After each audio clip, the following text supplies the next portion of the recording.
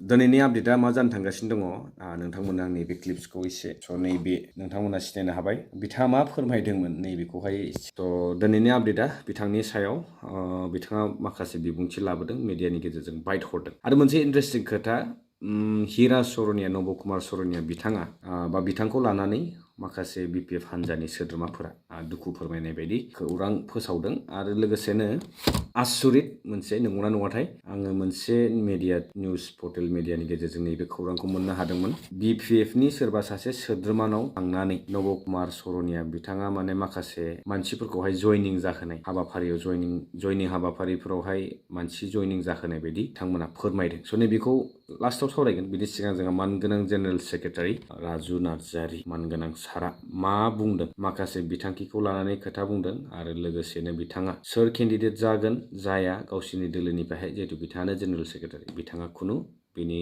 खौरां गैथ'वा बा मोनथिथ'वाखै बा बेफोरबायदि सावरायनाय जायाखै होनना बुंदों नाथाय मैयानि भिडिअ'आवथ' नोंथांमोना नुखाबाय दे बिथांमोना केन्डिडेट फोसावनांगौनि गोनांथि गैया बा प्रिपेरेसननि गोनांथि गैया बिथांमोना मोनसे फर ग्रान्टेड देरहाखानाय बा जाय बिथांमोना नरेन्द्र मदि थानाय दोलो बा NDA आव थानाय बेनो माने रोखा देरहाखानाय बा बेयाव रायजो राजाफोरनि खुनु अपसन गैया होननानै बिथांमोना बुंदोंमोन जिहेतु रेडिमेड केन्डिडेट दंखायो गणतन्त्रनि जायगायावहाय राजतन्त्र नङा होमबा गणआनो गैला बेयाव गण सोदोबानो गैला बेयाव राजसो फैसिगोन जियानो बिथाङा मा बुंदों नैबेखौ ससे नायग्रोनि बिनि उनाव माखासे खोथाखौ सावरायलांबावनोसै आरो जोबथारनायावहाय नब कुमार सरनिया बिथाङा BPF आव जयेन जाबाय नामा नैबेखौबो सावरायनो थांगासिनो दं थिखिनाय जायाखै एटलिस्ट आं मिथिया दोलोनि गाहाय नेहाथारि जानानै दिनैसिमबो बेबायदि सोर बिजाथि जागोन बेनि सावरायनायाव मेलाव आं बाहागो लानो मोनाखै गथिखे दोलनि सिङाव बेबायदि सावरायदों होननानै जिहेतु आं मिथिया आरो दोलनिफ्राय दासिमबो फोसावाखै ओंखायनो बिजाथिनि बेयाव सोंलुआनो फैया मैया जोंहा ब्रह्म धोरोमनि गिदिर मोनसे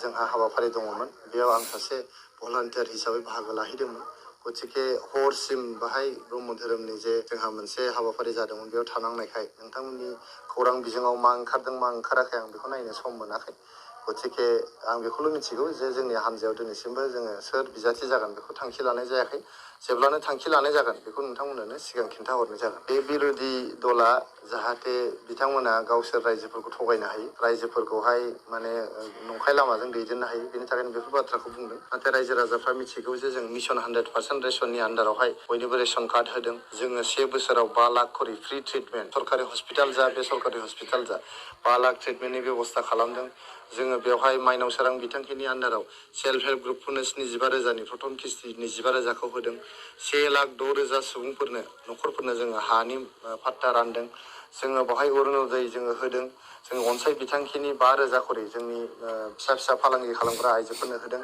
गियान सोरां बिथांखिनि आन्दाराव जोङो गोरिब दुखिया न'खरफोरनि फरायसाफोरनो 5,000 करि रां जों होदों बेजों लोगोसे बड'फा सुपार 50 मिशन खालामनानै जोङो जोंनि ओनसोलाव गुन गोनां सोलोंथाइखौ जौगाहोनो थाखाय जोङो नाजादों आरो गोरिब गुन्द्रा न'खरफोरनि फरायसाफोरखौहाय IAS IPS डक्टर इन्जिनियार खालामनो सिमां नुहोनो थाखाय जोङो बिथांमोनखौ थुलुंगाखांहोदों जोङो जोबनो गैयै जों जोबनो गैयै बिथांखिनि गेजेरजों बिथांमोना रायजो राजाखौ मदद खालामदों बा सहाय होगासिनो दं होनना बिथाङा फोरमायदों सेल्फ हेल्प ग्रुपनो 75,000आवहाय 25,000 होबाय होनना बुंदों माने 25,000खौ होबाय सेल्फ हेल्प ग्रुपनि खोथाखौ लानानै फंनैसो खोथा बुंनो सानदों प्रेक्टिकेलि जिथु नुगासिनो दं दे नोंथांमोना गोसोआव दं जानांगौ बे दंफां गायनाय जिथु हाबाफारि जादोंमोन नैबेनि थ्रुयैहाय आइजोफोरनो 10,000 खरै होनाय खोथा नङा होमबा नैबेखौ लानानै दासान्दि गोबां माने मेल मिटिं सावराय मेल बायदिसिना जाबाय थायो आइजोफोरनि आरो बेवहाय गोबाङानो बुंदों माने होगोनबा बेसेबां नाथाय बिथांमोनखौहाय ओरैबायदि माने खारथिं होगासिनो दङ माने खुनु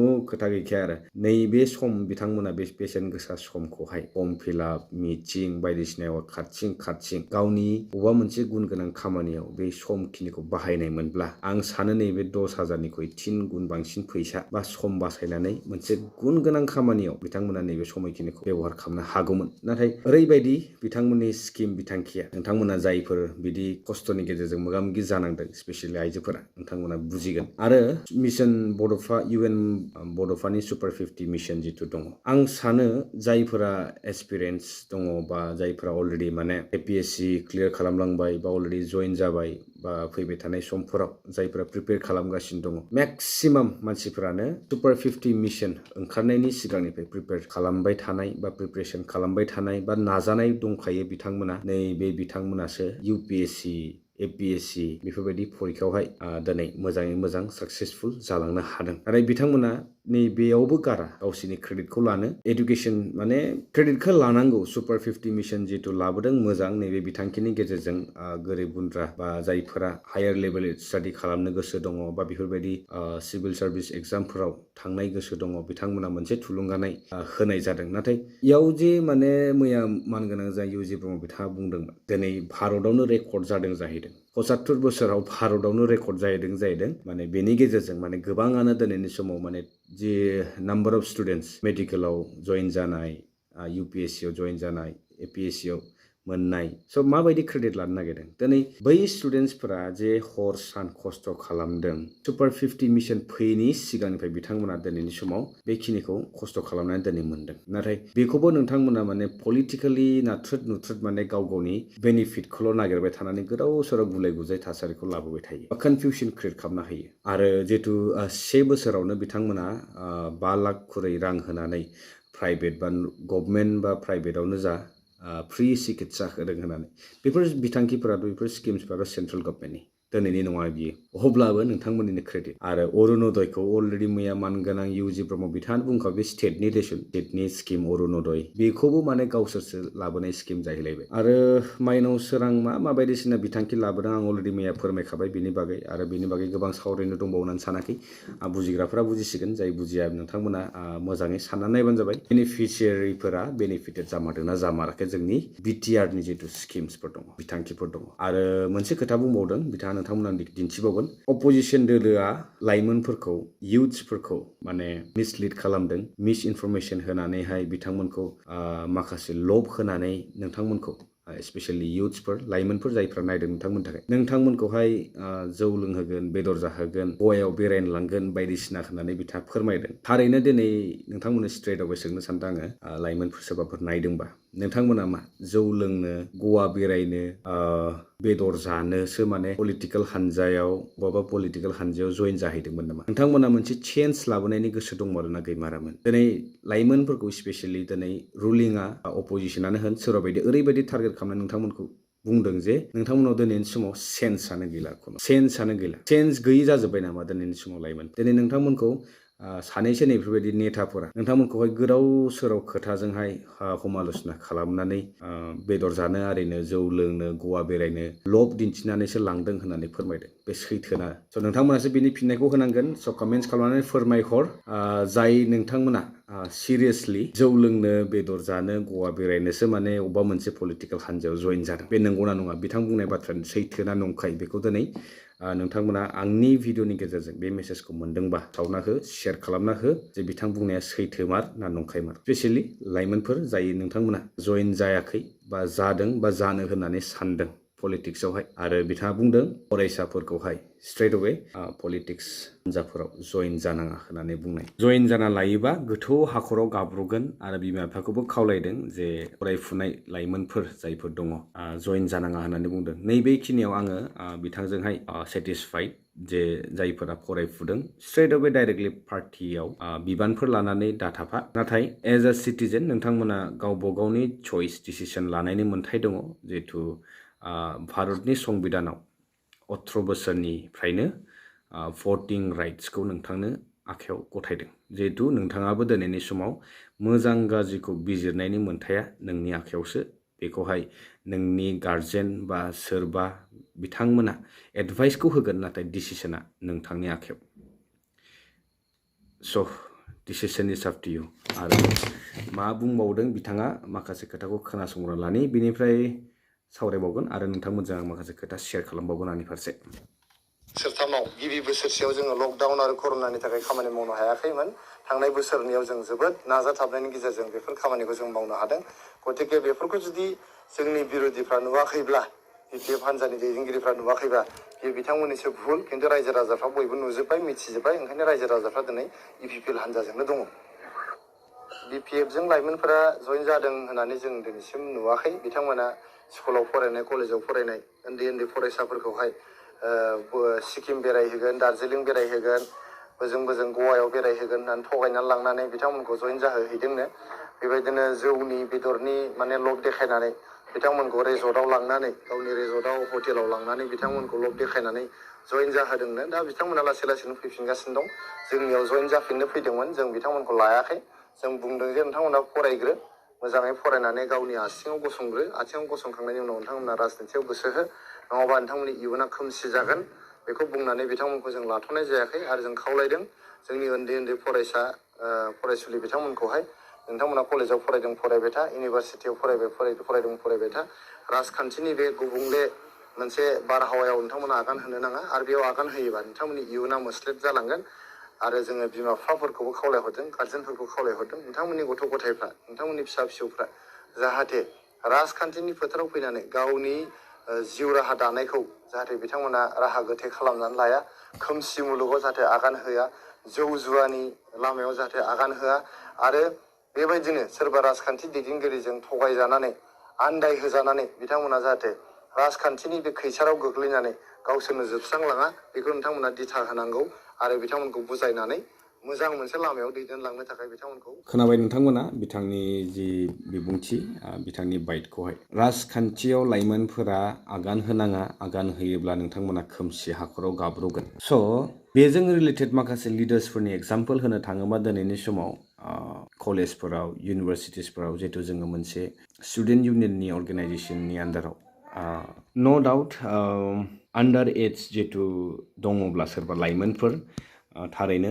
जुदि बेफोरबायदि दोलोफ्राव थोंजोङै जइन जानो थांदों बा फिउचारखौनो सेट खालामना लादों पलिटिकेल हान्जाजों, आं दिनैनि समावहाय मावनानै थासिगोन, बेफोरबायदि सानदोंबा बे गोरोन्थि जागोन। खिन्थु ससाइटिनि थाखाय, समाजनि थाखाय, हारिनि थाखाय सोरबाफोर जुदि मोजां सिन्था सरसा खालामनानैहाय पलिटिकेल हान्जाखौ थोंजोङै जइन जायालाबासिनो सापर्ट खालामनायनि थांखिजों आवगायबोदोंब्ला मस्ट वेलकाम। बिदिजों रावनिबो खहा जाया। बिदिजों नोंथांमोना मोनसे गोग्गो पलिटिक्स आरो मोनसे एवेरनेस लाबोनायसो हाबा मावगोन। आरो दिनैनि समाव जों मिथिगौ जे बयबो खावलायो इयुथ्सफोरखौ सिगाङाव फैनांगौ होननानै, इयुथ्सफोरनि आइडियासफोरखौ, नोंथांमोननि आइडियलजिफोरखौ गाव गावनि मोनसे आन्डारस्टेन्डिंनि गेजेरजों समाजाव बोरै माने चेन्ज लाबोनो हागोन, दिनै बेखौ बयबो गिदिरनिफ्राय गिदिर दैदेनगिरिफोरा बेखिनिखौ खावलायदों। नाथाय बेलाफारसेथिं जोंनि दैदेनगिरिफोरा जोबोद थौले साननानैहाय कनफिउसनाव नोंथांमोनखौ खोख्लैनानै दोनो जे खावसेथिं खावलायो आरो बेलाफारसेथिं आरो डिमेरिट्स माखासे नोंथांमोननि सेरावहाय लाबोनानै दोनो जे ओरै थोरै जागोन, जेरै बिथाङा दा बुंलांबाय। थ' डिसिसना नोंथांनि सायाव। जितु भट राइट, जितु संबिधाननि मोनसे मोन्थाय होदों 18 बोसोर जुदि जाबायबा बा बिनि एबभ नोंथांमोना बेवहाय रल लानायनि जाहोनावहाय माबा मोनसे गाब्र'नो गोनां दङ बे गैया। आन्डारस्टेन्डिंनि गेजेरजों सोलियोबा बा नोंहा मोनसे एम्स एन्ड अबजेक्टिभ्स दङब्ला बा मोनसे एडभाइसफोर होनो दङब्ला। स' एन्ड बिथाङा बुंबावदों जे सोरबा पलिटिकेल दैदेनगिरिनि खैसाराव गोलैनानै निजेखौ गाब्र' होनाङा होननानै। अब्ला दिनैनि समाव मा गासिबो पलिटिक्सनि दैदेनगिरिफोरा काराप्ट नामा, बा नोंथांखौ गाब्र' होनायनिसो लामा मावो नामा? दिनै भारत देशानो पलिटिक्सनि सायाव सोनारनानै दङ। जिखुनु खामानि बा जिखुनु फिल्डआवनो मोजां गाज्रि, आरो जेरै मानसिनि जिउआवबो मोजां गाज्रि, पजिटिभ नेगेटिभ बेफोरबायदि थाखायो। आरो बेनि गेजेरावनो बे नोंथांमोननिसो डिसिसन जागोन बा नोंथांमोननिसो पार्ट जागोन बबे मोनसेखौ नोंथाङा चुज खालामो, मोजांखौ बासियो ना गाज्रिखौ बासियो। सोरबा बायदिया स्कुल लाइफनिफ्रायनो, कलेज लाइफनिफ्राय, ओमफ्राय उनाव इउनिभारसिटि लेभेलसिमहालागै माने स्ल'लि एन्ड ग्रेजुवेलि पलिटिकेल केरियार जुदि बानायनो सानदोंबा बिथांमोना बिदिनो माने डेभेलप खालामलाङो आरो नाजानायनि गेजेरजोंसो वान डे अर सामवेयर नोंथाङा बेखौ साक्सेस जानो हागोन। नाथाय पलिटिक्सआ बेनो, पलिटिक्सनि जिथु लामा बे माब्लाबाबो थोंजों स्ट्रेट सिदा जाया। माब्लाबा ओरै हाबसन हुबसन बा ओरै हाबसनलाय बिदि जागोन। स' थिग बिदिनो खोथाफोरावबो नोंथांमोना गाब्र'नाङा। स' आंनि फारसे आंनिबो लाइमोनफोरनि थाखाय बेखिनिखौनो खावलायगोन जे इन्टारेस्टेडब्ला मस्ट वेलकाम। जुदि नोंथाङा जिखिनि एज क्राइटेरिया दङ बा नोंथांनि नोंथाङा निजेखौ केपेबल होननानै सानो, बा नोंथांनि जिथु थिंकिं, नोंथांनि जिथु सिन्था सरसा खालामनाय बे गोरोबलायदों समाजाव, बा सोरबा लुबैदों नोंथांखौहाय फैजानो, बा नोंथाङा बेयाव थाङोब्ला बेनिफिटेड जागोन सोरनिबा, बा नोंथाङा एज ए ससियेल वर्क भलिउन्टारिलि जुदि थांनो गोसोब्ला न' डाउट नोंथाङा गोसो होसारनानै थां। दिनै फिउचारा नोंथांमोननि आखायावसो, दिनै फिउचारा जोंनि आखायावसो। दिनै जोङो अलवेज सोरनिबा आन्दाराव डिपेन्डेन्ट जानानै थानाङा दिनै फ्रिडम अफ स्पिच होदों दिनै जोंनो माखासे कनस्टिटिउसनेल राइट्स होदों स' बेवहाय जोंनि माबा मोनसे आइडियासफोर दंबा जों बेखौ शेयार खालामनांगोन जोङो दिनै गोसो सिङाव साननानै जोंनि आइडियासफोरखौ जोंनि आइडियलजिफोरखौ जोंनि माखासे अबजेक्टिभ्सफोर दङ जितु एम्सफोर दङ बेखौहाय जोङो शेयार खालामनो हानांगोन दिनै जोङो हारसिं साननानै गोसो सिङाव फज'नानै लाबाय थाबा दिनै बियो चेन्जआ फैनाय नङा स' बिनि थाखायनो दिनैनि समाव जे पलिटिक्सखौ मोनसे दागो फोनांनानै दोनदों स' बिनि थाखाय बयबो नाजानांगोन बोरै हायो बोरै हाया मोजां स्ट्रिम मोजां लाइनाव लाबोनो थाखाय बेलेग पलिटिशियान्सफोरा बेलेग आइडियास शेयार खालामगोन बयनिबो बिबुंथिया एखे जाया बयनिबो नलेज शेयार खालामनाय आइडियास शेयार खालामनाय पलिटिकेल थियरिसफोरा आलादा जायो स' बेबो नोंथांनि सायावसो सोनारगोन जे नोंथाङा माबायदि पलिटिकेल थियरिसखौ लानानैहाय आवगायलांनो नागिरदों बा प्रेक्टिकेल नलेज लानो नागिरदों so' it depends totally on every individual बै बिथांमोना माबोरैहाय आवगायलांनो नागिरदों एन्ड माखासे स्किम्सफोरनि खोथाखौथ' अलरेडि आं बुंखाबाय अल सेन्ट्रेल बा माखासेया सेन्ट्रेलनि माखासेया स्टेट एन्ड जितु 1 बोसोरावनो 5 लाख रां होनानै प्राइभेट बा गभर्नमेन्टआवहाय ट्रिटमेन्ट लानाय बेफोरथ' अलरेडि दंखायोखा बेबो सेन्ट्रेल स्किम गोजा अरुण'दयफोरा स्टेट स्किम्स आरो बिदिनो सुपार 50 मिशना अभियासलि बे मोनसे गोदान आइडिया लाबोनानै बिथांमोना बेखौ थुलुंगानाय माखासे हाबाफारि थुलुंगानाय मोनसे कनफिडेन्ट बिल्डआप खालामनाय बा मोनसे चान्स अपरचुनिटि बायदि बे मोनसे जादों खिन्थु नाथाय बेनि गेजेरजों जे एबार जितु साक्सेस जानायनि जितु रेट बे थारैनो गासैबो बे जितु सुपार 50 मिशन बेनि आन्दाराव फैजोबदों नामा बेखौ नोंथांमोना स्टाडि खालामनानै नाय आरो नायबिजिरनानै बा सोरखौबा उथ्रिसारनाय बिजाथिफोरखौ लोगो मोनोबा बिथांमोनाव सोंनानै नायनो हागोन बिथांमोना सुपार 50नि समावहाय नैबे खाबुखौ मोननाय ना बेनि सिगांनो बिथांमोना प्रिपेरेसन खालामनानै बिथांमोननि हार्डवर्कनि गेजेरजों बिथांमोना दिनै बेखिनि साक्सेसखौ मोननो हादों एन्ड जितु पलिटिकेल आइडिया शेयार खालामनाय आंनि फारसे लाइमोनफोरनि थाखाय आं होनाखै जे नोंथांमोना आंखौ फल' खालाम आइ अलवेज से इट्स माइ अपिनियन बाखि चइसआ नोंथांमोननिसै आरो भिडिअनि गेजेराव माबाफोर गोरोन्थि जालांबायबा अभियासलि गोरोन्थिया जाखागोन मानोना आंबोथ' एक्सपार्ट नङा lastly I will say that it's my point of view आंनि आइडियासफोरखौ नोंथांमोनजों